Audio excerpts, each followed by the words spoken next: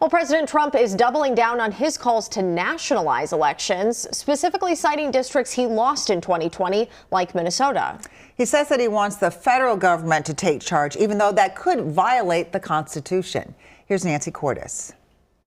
After the president floated the idea on a podcast of nationalizing elections, White House Press Secretary Caroline Leavitt attempted to clarify. What the president was referring to is the SAVE Act, which is a huge common sense piece of legislation that Republicans have supported. It provides very common sense measures for voting in our country, such as voter ID. But just hours later in the Oval Office, the president appeared to double down on the idea of the federal government taking over elections in some states. He didn't mention voter ID law. If a state can't run an election, I think the people behind me should do something about it. Trump then listed a number of Democrat-led cities like Detroit and Atlanta, where he thinks the federal government should step in. Look at some of the places that horrible corruption on elections, and the federal government should not allow that. The federal government should get involved. These are agents of the federal government to count the votes.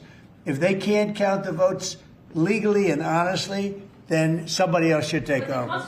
Trump's accusations of widespread voter fraud in places he lost in 2020 have repeatedly been debunked. We have a search warrant for this, like literally the entire location, including in Atlanta, where new body cam video obtained by the Atlanta Journal-Constitution shows FBI agents searching a Fulton County election center last week. One way or the other, the records are coming with us today. Director of National Intelligence Tulsi Gabbard said Trump personally thanked the agents in a phone call she facilitated after the search.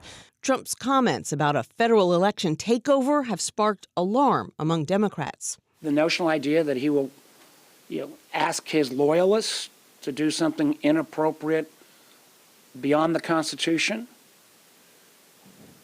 scares the heck out of me. Even some Republicans gently pushed back. Everybody understands that the states are in charge of administering the elections.